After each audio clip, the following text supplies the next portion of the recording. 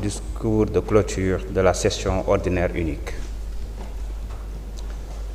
Monsieur le Président de l'Assemblée nationale de la République de Gambie, chers frères, Monsieur le Président de l'Assemblée nationale de la République islamique de Mauritanie, chers frères, Monsieur le représentant du Président de la Chambre des représentants du Royaume du Maroc, Monsieur le ministre du Travail, de l'Emploi et des Relations avec les institutions, chers anciens présidents de l'Assemblée nationale, chers collègues députés, honorables invités, mesdames et messieurs, en cette cérémonie solennelle de clôture de la session ordinaire unique, permettez-moi, avant toute chose, d'adresser mes sincères remerciements aux délégations parlementaires venues des pays amis. Je voudrais citer mes collègues de la Gambie, de la Mauritanie et du Maroc. Votre présence parmi nous n'est pas seulement un honneur. Elle incarne une solidarité parlementaire active et témoigne avec force de la vitalité de la diplomatie parlementaire dans la construction de démocraties solides, coopérantes et résilientes. Je tiens également à rendre un hommage appuyé à l'ensemble de mes collègues députés de notre institution parlementaire. À vous, chers collègues, je dis merci pour votre engagement constant, pour votre esprit de responsabilité, votre sens du sacrifice et votre fidélité au mandat que vous a confié le vaillant peuple sénégalais. J'adresse aussi mes remerciements sincères aux agents de l'administration parlementaire et aux membres de mon cabinet. Dans l'ombre, mais avec un professionnalisme remarquable, ils ont soutenu la dynamique de réforme que nous avons engagée avec détermination. Je tiens également à rendre un vibrant hommage à tous mes prédécesseurs qui ont contribué activement à la vitalité démocratique de notre pays depuis son accession à l'indépendance. Mesdames, Messieurs, chers collègues, honorables invités, cette session a été marquée par un engagement collectif remarquable face à des défis considérables.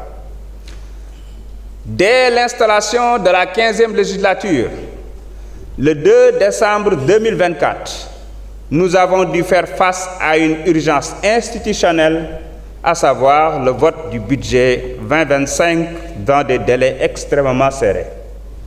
Grâce à la mobilisation exemplaire des commissions, à la rigueur du bureau et à votre disponibilité et assiduité constante, nous avons relevé ce défi avec succès. Ce vote, effectué dans le respect strict du calendrier légal, est le fruit d'un Parlement mobilisé, responsable et conscient de son rôle. Mesdames et Messieurs, chers collègues, honorables invités, cette performance ponctuelle n'aurait de sens que si elle s'inscrit dans une dynamique durable portée par un cadre juridique adapté.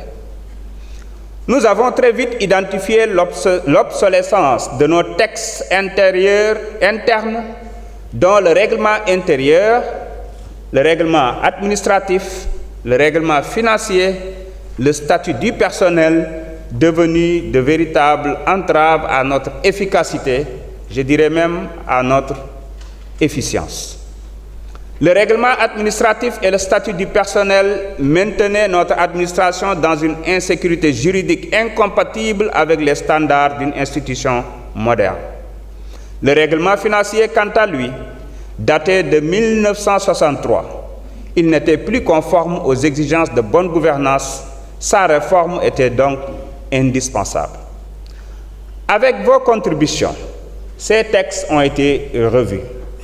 Nous avons désormais une base solide pour une action institutionnelle efficiente et responsable.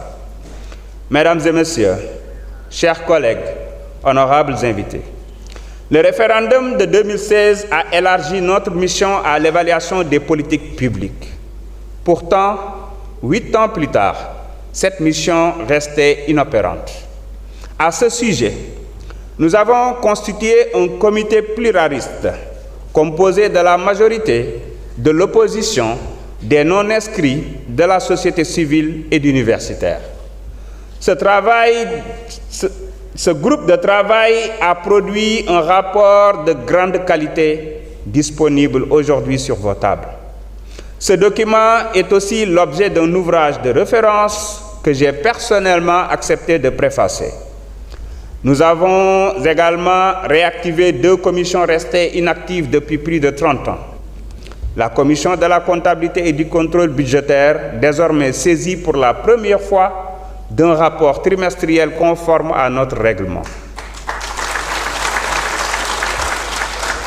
La commission des délégations, désormais en charge du suivi rigoureux de l'application des lois.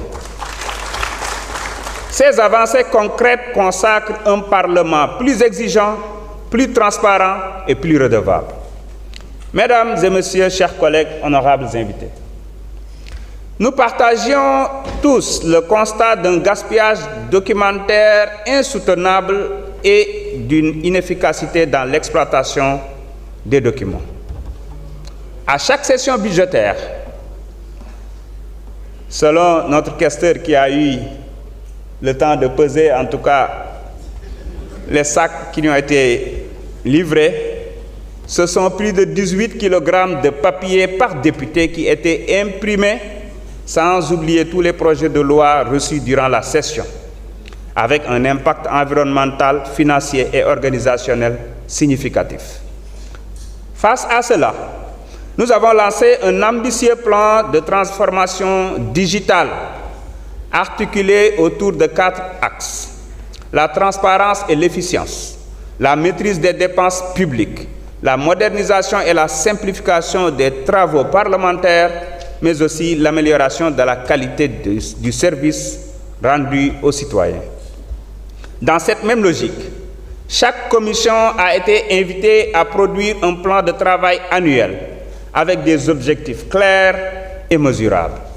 Ce document, aujourd'hui disponible, constitue une innovation majeure dans notre histoire parlementaire. Désormais, la plénière, seule détentrice du pouvoir d'appréciation, évaluera périodiquement les performances des commissions. Cette culture de la redevabilité nous engage tous, à commencer par moi-même, président de l'Assemblée nationale.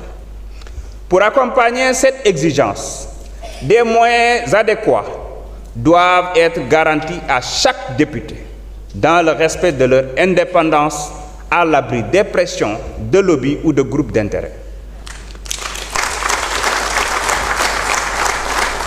À ce titre, un projet de tournée parlementaire intitulé « Le Parlement chez vous » est actuellement à l'étude au sein du Bureau et de la Conférence des présidents. Cette initiative prévoit une tournée dans les 14 régions du pays, qui sera sanctionnée par un rapport consolidé remis à l'exécutif en vue d'une meilleure prise en compte des préoccupations des populations lors de la prochaine session budgétaire. Je précise qu'il ne s'agit nullement d'une remise en question des vacances parlementaires des députés, mais plutôt un engagement supplémentaire au service du peuple. Mesdames, Messieurs, chers collègues, honorables invités, nous avons franchi un autre cap avec l'intégration de la chaîne parlementaire dans notre nouveau règlement intérieur. Je dois vous dire que la chaîne parlementaire n'est pas encore lancée, mais elle est en train d'émettre, et il y a même un canal au niveau de la TNT. Elle ne sera pas un média de plus, mais un outil pédagogique, un levier de transparence et un pont entre le citoyen et l'Assemblée qui le représente. Les réformes engagées s'inscrivent dans un cadre plus large, inspiré par la volonté de transformation du président de la République, son Excellence Bassirou Diomaye Diakhar Faye. Notre Assemblée adhère pleinement à cette vision de rupture, de modernisation et de renforcement de la responsabilité publique. Elle en est un acteur actif. Dans cette dynamique de transformation, je tiens à remercier le Premier ministre Ousmane Sonko pour la qualité de la collaboration entre notre Parlement et son gouvernement, représenté ici par Monsieur le ministre du Travail, de l'Emploi et des Relations avec les institutions. Une collaboration fondée sur le respect des prérogatives de chaque institution, mais également sur une volonté partagée de servir l'intérêt général. Les échanges soutenus, la disponibilité des ministres lors des séances de questions, ainsi que leur engagement à accompagner nos réformes, illustrent cette relation constructive et républicaine.